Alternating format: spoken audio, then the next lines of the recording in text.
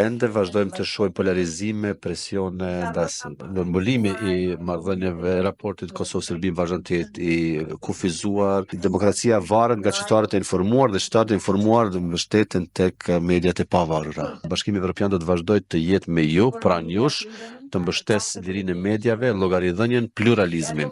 Mirëmëngjes, dobri den. Good morning. It's a pleasure for the European Union to support the commissioning of this report and hopefully as well of a very productive conversation. Dhe me shpresë një diskutim produktiv këtë mëngjes, i cili shpresojmë të ketë një ndikim afatgjatë. Milionit I them tani pak fjalë për rëndësinë nga perspektiva e Bashkimit Evropian dhe zyrës sonë në Kosovë mbi tërë këtë proces.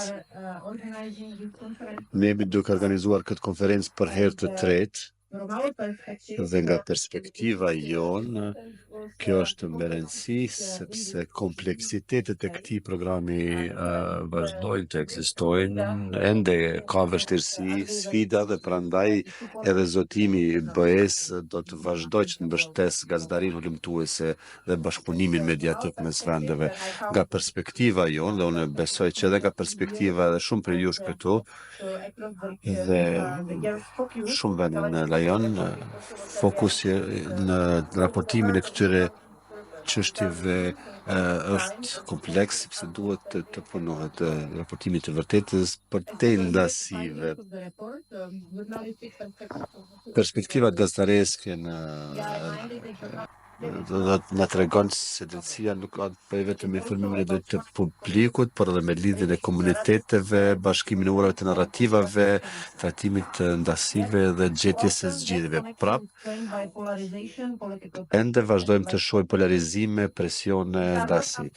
Këto nuk janë vështirësi dhe sfida abstrakte, por këto formsojnë drejtpërsë drejt I opinionin publik, krijojnë mosbesim dhe ndikojnë në çështjen e pajtimit. Ky raport është I drejt për drejt në vlerësim, është interesant për të lexuar, mbulon mbulimi I marrëdhënieve, raportit Kosovë-Serbi vazhdon të jetë I kufizuar, me fokus në polarizime, në senzacionalizime, por ne duhet të shohim edhe historie njerëzore, historie të jetës së njerëzve, të jetës së përditshme, të cilët përballen me vështirësitë jetësore, të cilat janë të përbashkëta. Po ashtu, në raport paraqitet edhe kushtet e vështira të punës për gazetarët, për prioritetet redaktuese që shpesh herë nuk fokusohen tek të kuptuarit, por të konflikti. Disa pjesë të udhëtimeve studimore janë mbështetur nga BE-ja, të domosdoshme dhe kanë ndihmuar të lehtësohet kjo gjendje, por nuk mjafton dhe prandaj Bashkimi Evropian do të vazhdojë të mbështesë, të investojë në periudhën më afatgjate në punën e vërtet gazetareske. Që nga 2014 kemi ofruar mbi 33 milion euro për shoqërinë civile dhe mediat në Kosovë.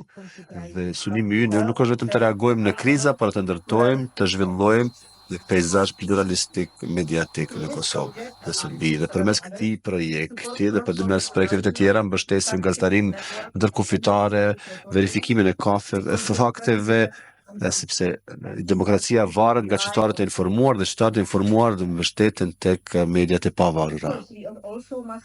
Natyrisht ne duhet të kuptojmë edhe rreziqet. Gjatë vitit të fundit Kosova ka parë një rënje të konsiderueshme në indeksin e lirisë së mediave. Kjo është nditur nga interesat politike dhe nga aktorët e huaj. Përgjithsisht, peizazhi mediatik në Kosovë vazhdon të jetë I lirë dhe zërat kritik natyrisht lejohen, dhe ata do të ekzistojnë dhe do të ushqejnë debatin, por institucionet që garantojnë dhe që të liri janë minuar vitin e fundit, gjë që ka ndikuar një rënje sulmet verbale, fizike ndaj gazetarëve kanë parë një rënje, në ngritje dhe sulmet fizike në veçanti Po ashtu kanë pasur një ngritje edhe në veli. Këto shqetësime janë mbuluar në raportin tonë që kemi punuar me Birnin, i cili është publikuar më njerë pas zgjedhjeve të vitit 2025 në Kosovë për Kuvendin e Kosovës, në të cilin është parë që ka pasur gjuhë të urrëties, ka pasur strategji për të manipuluar opinionin publik, për të targetuar oponentët politik dhe për të nxitur ndarje. Gjetjet tregojnë se sa e cënueshëm është diskursi publik ndaj keq informimit, sidomos në një kontekst mjaft të ngarkuar politik dhe zgjedhor. Ballë këtyre presioneve është lehtë të humbet torua, por ka shumë gazetarë të mirë në Kosovë dhe Serbi që vazhdojnë të mbijetojnë këtyre sfidave dhe të raportojnë me profesionalizëm. Vetë ekzistenca e këtij raporti është një dëshmi e vërtetë e kësaj reziliencë dhe qëndrueshmërie. Dua ta shpreh qartas që Bashkimi Evropian do të vazhdojë të jetë me ju, pranë jush, të mbështes lirinë e mediave, llogaridhënien, pluralizmin. Ne avokojmë për një mbrojtje ligjore më të fortë, për institucione më transparente dhe për një bashkëpunim më të thellë për te kufive. Për shkak se pajtimi fillon me të kuptuarit reciprok, të kuptuarit të sfidave të shoqërisë, sfidave të cilat ne i përjetojmë çdo ditë. Dhe të kuptuarit fillon me gazetari që është e lirë, e drejtë dhe pa frikë. Prandaj mbyloni të mbyll duke ju falendëruar të gjithë ju, gazetarët, redaktorët, profesionistët mediatik që jeni të zotëtuar, të përkushtuar që t'i ndani historiet që kanë peshë. Roli juaj është jetik, jo vetëm për të tashmen, por edhe për të ardhmen e këtij rajoni. Ju falenderit shumë dhe ju uroj një diskutim produktiv.